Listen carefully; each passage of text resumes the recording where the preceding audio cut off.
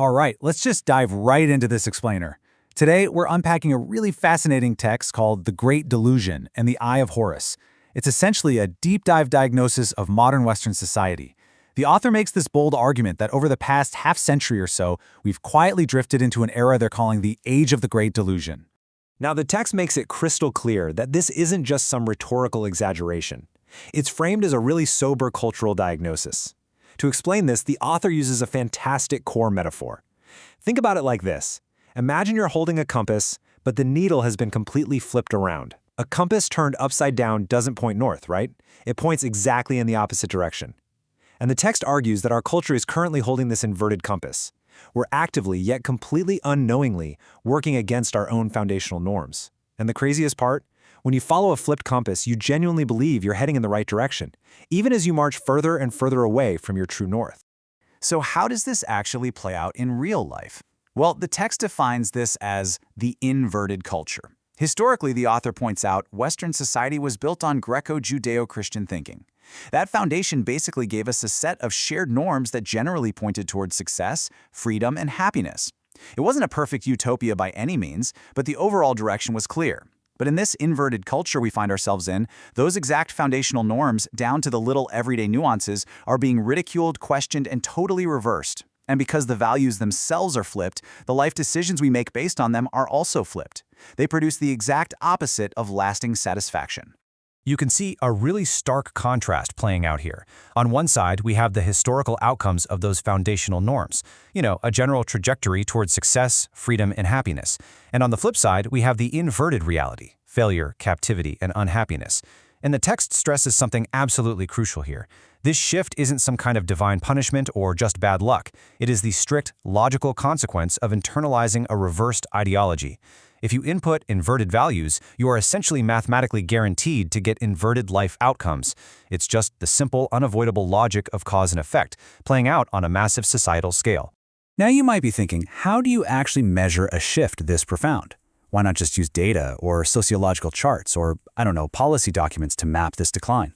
Well, according to the text, those modern tools completely fail to capture the invisible, complex shifts happening in the human soul. A society that slowly leans back, drifts, and rejects its higher order. You just can't put that on a spreadsheet. So to really explain this invisible decline, the author turns to the only language capable of illustrating it, metaphor.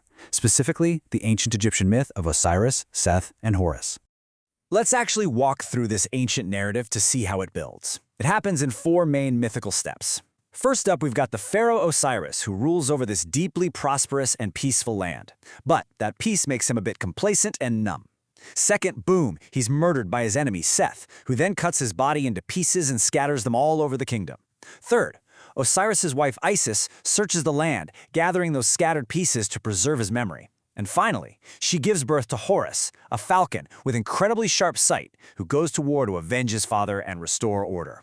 So the author takes these ancient characters and basically uses them as a direct allegorical mirror for our modern world. Osiris represents our flourishing Western culture, a society that got so prosperous and contented that it was kind of lulled to sleep, right? Its vigilance was numbed by its own success. And Seth? This is key. Seth is not some barbarian invader storming the gates from the outside. In the myth, Seth is Osiris's own brother. They were raised in the same house. Sociologically, the text argues this means the forces undermining our culture were born right from within that very same culture. The text gets incredibly specific here, unpacking exactly who or what Seth is today. The author identifies Seth as a romantic Marxist ideology. And because Seth is the brother, this ideology speaks our exact language. The author describes modern Seths as, the progressive intellectual at the university, the journalist writing for a major newspaper, or the politician actively disqualifying their own culture. They don't use the language of destruction. Actually, they use the incredibly comforting language of freedom, equality, justice, and humanity. And precisely because it sounds so much like our own cultural ideals, it has this unique power to hollow out the foundation from the inside. Just like Seth cut Osiris into pieces and scattered him, the author asserts that the foundational pillars of the West have been patiently, methodically fragmented. The slices you're looking at here are rule of law, democracy, moral seriousness, the work ethic, human dignity. These are the pieces of Osiris. The text emphasizes that these weren't destroyed overnight by a foreign invasion. No, they were taken apart through the long, patient labor of an ideology that has conquered institutions and shaped generations. It's like a giant puzzle that's just been scattered to the wind. But hey, the myth doesn't just end in total ruin, and neither does the author's diagnosis. Enter Isis. In this framework, Isis represents the vital force of cultural memory and restoration. When the culture falls apart, Isis is that resilient willpower that absolutely refuses to let it disappear entirely. She's the energy out there meticulously searching for the scattered parts, those little fragments of moral seriousness and human dignity, gathering them up to maintain at least a thread of continuity. She makes sure that the foundation, even though it's broken, isn't totally forgotten. And from that massive act of preservation, Isis gives birth to Horus. This sets up an absolutely incredible contrast between the illusion of Seth and the vision of Horus. See, Seth thrives on appearing as a liberator. He uses beautiful, uplifting language to mask the fact that he's undermining society. Horus, on the other hand, symbolized as a falcon, represents the exact antidote to this, a sharp, new consciousness. Horus is vigilant. He's got this penetrating insight required to pierce directly through those comforting illusions spun by Seth. He is the clear sight needed to see the inverted culture for exactly what it is. Now we get to the crucial point of the myth, and honestly, probably the most sobering lesson from the author. During this brutal battle where Horus fights his uncle Seth to restore order, Horus actually loses his eye. The text uses this to hit on a really powerful point. Achieving genuine insight and fighting ideological delusion, it always requires a heavy sacrifice. Clarity isn't free. As the author states, the eye that is lost is the price of insight. Whoever truly sees pays for it. Standing up to that familiar insider ideology means you are inevitably going to lose something along the way. So, according to the text, finding your Eye of Horus is the ultimate goal here. But what does that actually mean for us? Well, it means developing the ability to truly distinguish reality from mere appearance, to see clearly what actually builds up a culture versus what just hollows it out from the inside. And the author is very careful to clarify this. The Eye of Horus is not some political program or a partisan stance. It is strictly an intellectual and moral category.